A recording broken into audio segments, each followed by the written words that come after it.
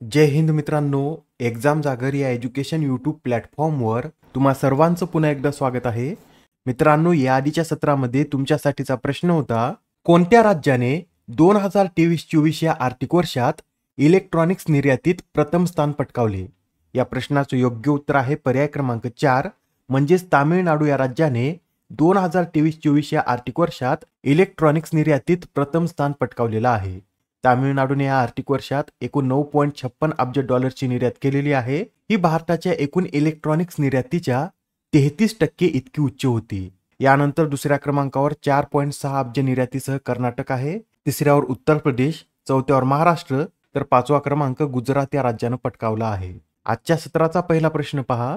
ICC पुरुष T20 विश्वचषक 2024 साठी राजदूत म्हणून कोणाची निवड करण्यात आली?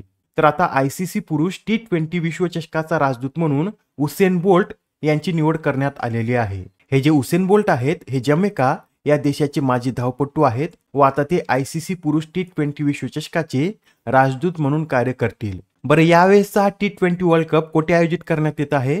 तर हा वर्ल्ड कप वेस्ट इंडिज आणि अमेरिका या दोन देशामध्ये 1 जून ते 29 जून दरम्यान आयोजित करण्यात येणार आहे. येथे उसेन बोल्ट यांच्याविषयी हे सुद्धा नोट करून घ्या. त्यांनी ऑलिम्पिकमध्ये 8 गोल्ड मेडल मिळवलेले आहेत. तसेच वर्ल्ड चॅम्पियनशिप स्पर्धेमध्ये त्यांनी 11 गोल्ड, 2 सिल्वर आणि 1 ब्रॉन्झ पदक सुद्धा मिळवलेलं आहे. प्रश्न क्रमांक दुसरा पहा. 18व्या लोकसभेसाठी गुजरात राज्यातील कोणत्या मतदारसंघातून खासदाराची बिनविरोध निवड झाली आहे? तर आता गुजरात राज्यातील सुरत मतदारसंघातून एका खासदाराची बिनविरोध निवड झालेली आहे. त्यांचं नाव काय आहे? तर मुकेश दलाल असं त्यांचं नाव असून ते BJPचे उमेदवार आहेत. मित्रांनो, या मतदारसंघामध्ये निलेश कुंभानी यांचे समर्थक म्हणून सह्या करणाऱ्या 4 जणांपैकी तिघांनी फॉर्मवर सह्या केल्या नसल्याचे शपथपत्र सादर केल्यामुळे निलेश कुंभानी यांचा अर्ज रद्द झाला व मुकेश दलाल हे इथून बिनविरोध निवडून आले आहेत. बरं, तुम्हाला माहित आहे का, निवडणूक नामांकन नियमानुसार एखाद्या मान्यताप्राप्त राजकीय पक्षाने जाहीर केलेल्या उमेदवाराला त्या मतदारसंघातून साक्षीदार म्हणून किमान एका मतदाराची आवश्यकता असते. पण तेच जर एखादा उमेदवार अपक्ष असेल व त्याचा पक्ष मान्यता प्राप्त नसेल त्यावेळेस त्या उमेदवाराला अर्ज दाखल करताना साक्षीदार म्हणून त्याच्या मतदारसंघातील किमान 10 मतदारांच्या सह्या लागतात. हे सुद्धा नोट करून घ्या. आणि मित्रांनो, सध्या आता निवडणुकीमुळे EVM आणि VVPAT हे सुद्धा चर्चेमध्ये आले आहेत. याविषयी सुद्धा आपण माहिती पाहूया.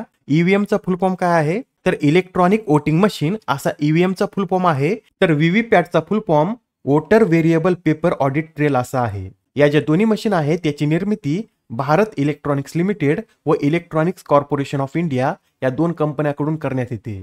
बरं, भारतामध्ये VVPATचा सर्वप्रथम वापर कोणत्या राज्यात करण्यात आला होता? तर नागालँडमधील नोक्सेन विधानसभा निवडणुकीत सर्वप्रथम या VVPATचा वापर करण्यात आला होता. आता हा प्रश्न पहा. 6व्या आपत्ती प्रतिरोधक पायाभूत सुविधाबाबतच्या आंतरराष्ट्रीय परिषदेचं आयोजन कोणत्या शहरात करण्यात आले? तर आता ही जी परिषद आहे ही परिषद दिल्लीमध्ये पार पडलेली आहे. मित्रांनो, UN क्लायमेट समिट 2019 मध्ये आपले पंतप्रधान नरेंद्र मोदी यांनी आपत्ती प्रतिरोधक पायाभूत सुविधांची युती लॉन्च केली होती व त्यानुसारच ह्या परिषदा सुद्धा पार पडत आहेत व यावेळेस या परिषदेची ही 6वी आवृत्ती आहे. सध्या या युतीमध्ये एकूण किती देश सामील झाले आहेत? तर 39 देश आणि 7 संघटना या युतीमध्ये सध्या सामील झाले आहेत. प्रश्न क्रमांक 4. अलीकडे शास्त्रज्ञांनी जगातील कितव्या कोरल ब्लिचिंग इव्हेंटची पुष्टी केली आहे? या प्रश्नाचं योग्य उत्तर आहे पर्याय क्रमांक 4, म्हणजे शास्त्रज्ञांनी जगातील 4थ्या कोरल ब्लिचिंग इव्हेंटची पुष्टी केली आहे. आणि मित्रांनो, या ज्या कोरल ब्लिचिंगच्या ज्या घटना आहेत त्या वाढत्या तापमानामुळे होत आहेत. बरं, कोरल ब्लिचिंग म्हणजे काय? तर मित्रांनो, वाढत्या उष्णतेमुळे या समुद्रातील कोरल्सवर ताण येत आहे, ज्यामुळे त्यांच्या आत राहणारे सहजीव शैवाल हे त्या कोरलमधून बाहेर पडत आहेत. हे जे शैवाल आहेत हेच कोरलला रंग आणि ऊर्जा देण्याचं कार्य करतात व हे शैवाल बाहेर पडल्यामुळे या रंगीबेरंगी दिसणाऱ्या कोरल पांढऱ्या पडत आहेत. यालाच कोरल ब्लिचिंग असं म्हणतात. बरं, जागतिक स्तरावर कोरल ब्लिचिंगची पहिली घटना कधी नोंदवण्यात आली? तर 1980 मध्ये जागतिक स्तरावर कोरल ब्लिचिंगची पहिली घटना नोंदवण्यात आली होती. मित्रांनो, 2020 मध्ये जगातील प्रवाळ खडकांची स्थिती हा अहवाल प्रकाशित करण्यात आला होता व या अहवालातील माहितीनुसार 2009 ते 2018 दरम्यान सुमारे 11,700 चौरस किलोमीटर पसरलेले प्रवाळ खडक आता पूर्णपणे नष्ट झाले आहेत. व यासाठी कोण जबाबदार आहे? तर मानवजात यासाठी जबाबदार आहे असं या अहवालात म्हटलं होतं. यासच हे सुद्धा नोट करून घ्या. जगातील सर्वात मोठी कोरल रीफ ही ग्रेट बॅरियर रीफ असून ही ऑस्ट्रेलिया या देशात स्थित आहे. प्रश्न क्रमांक 5. इंडोनेशियामध्ये संयुक्त राष्ट्राच्या निवासी समन्वयकपदी कोणाची नियुक्ती करण्यात आली? तर आता इंडोनेशियामध्ये संयुक्त राष्ट्राच्या निवासी समन्वयकपदी भारताच्या गीता सबरवाल यांची नियुक्ती करण्यात आलेली आहे. गीता सबरवाल विषयी सांगायचं झालं तर त्यांनी याआधी श्रीलंकेत संयुक्त राष्ट्राच्या शांतता निर्माण आणि विकास सल्लागार म्हणून कार्य केलं आहे. तसेच त्यांनी युकेच्या कृषी विभागासाठी गरिबी आणि धोरण सल्लागार म्हणून देखील काम केलं आहे. प्रश्न क्रमांक 6, जागतिक लसीकरण सप्ताह कधी साजरा करण्यात येत आहे? तर यावेळेस जागतिक लसीकरण सप्ताह हा 24 एप्रिल रोजी सुरू झाला असून 30 एप्रिल पर्यंत याचं आयोजन करण्यात येणार आहे. मित्रांनो, दरवर्षी एप्रिलचा शेवटचा आठवडा हा जागतिक लसीकरण सप्ताह म्हणून साजरा केला जातो. बरं, यावेळेसची या दिवसाची थीम काय आहे? तर humanly possible immunisation for all अशी यावेळेसच्या या जागतिक लसीकरण सप्ताहाची थीम आहे. प्रश्न क्रमांक 7, भारतीय विमा नियामक प्राधिकरणाने 65 वर्षांची आरोग्य विम्याची अट काढून टाकली असून हे नवीन नियम कधीपासून लागू करण्यात आले? तर आता हे जे नवीन नियम आहेत हे 1 एप्रिल पासून लागू करण्यात आले आहेत. मित्रांनो, याआधी वयाच्या 65 वर्षापर्यंतच आरोग्य विमा काढता येत होता, पण आता ही 65 वर्षाची आरोग्य विम्याची अट काढल्यामुळे 65 वर्षावरील ज्येष्ठ नागरिक सुद्धा आता आरोग्य विमा काढू शकणार आहेत. या नवीन अटीबरोबरच आता पूर्वीच्या आजाराचा प्रतीक्षा कालावधी 48 महिन्यावरून 36 महिन्यापर्यंत कमी करण्यात आला आहे. आता यानंतर झालेल्या आजारांनाच विमा संरक्षण आहे. आधीच्या आजाराचे कारण सांगून आता विमा कंपनी संरक्षण नाकारू शकणार नाहीत. आता हा प्रश्न पहा, यात काय विचारला आहे? जागतिक वसुंधरा दिनानिमित्त भारतातील सर्वात मोठे हवामान घड्याळ कोठे लॉन्च करण्यात आले? तर आता भारतातील सर्वात मोठे हवामान घड्याळ हे CSIR म्हणजेच council for scientific and industrial research या संस्थेमध्ये स्थापन करण्यात आला आहे.